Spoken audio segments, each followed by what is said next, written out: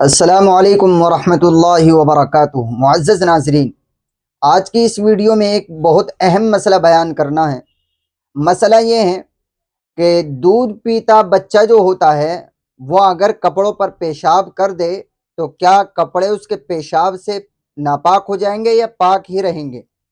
بہت سارے لوگوں کو یہ کہتے ہوئے سنا اور بہت سے خواتین کو بھی دیکھا کہ وہ بچے کے پیشاب کو ناپاک نہیں سمجھتے اور وہ یہ کہتی ہیں کہ بچے کا پیشاب ناپاک نہیں ہوتا، وہ تو پاک ہوتا ہے۔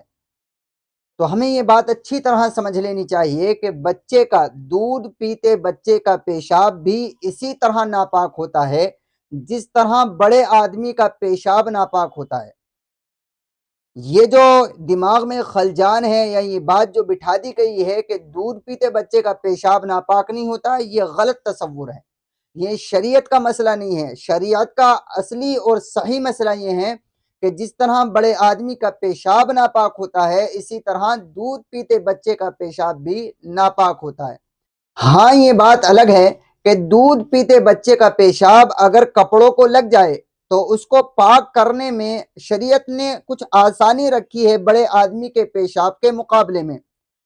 آسانی کیا ہے اس کو ہم ذرا توجہ کے ساتھ سن لیں۔ بڑے آدمی کا پیشاب اگر کپڑوں کو لگ جائے تو اس کو پاک کرنے کا طریقہ یہ ہے کہ اس کو پاک کرنے کے لیے ہمیں صحیح سے دھونا پڑتا ہے کپڑوں کو اور رگڑنا پڑتا ہے اور صحیح طریقے سے اس پر اس کو پانی میں نکالنا ہوتا ہے کپڑوں کو۔ لیکن دودھ پیتے بچے کا مسئلہ کچھ اس سے تھوڑا سا ہلکا ہے۔ وہ یہ ہے کہ اگر دودھ پیتا بچہ کپڑوں پر پیشاب کر دے تو زیادہ اس میں مبالغے کے ساتھ، زیادہ رگڑائی کے ساتھ دھونے کی ضرورت نہیں ہے، بلکہ اس کے اوپر سے اگر پانی بہا دیا جائے اور ہلکا پھلکا نچوڑ لیا جائے تو بس کپڑا پاک ہو جاتا ہے۔ تو یہ پاک کرنے میں تو تخفیف ہے، لیکن یہ ہرگز نہیں ہے کہ کوئی یہ سمجھنے لگے کہ دودھ پیتے بچے کا پیشاب پاک ہی ہوتا ہے، ناپاک نہیں ہوتا۔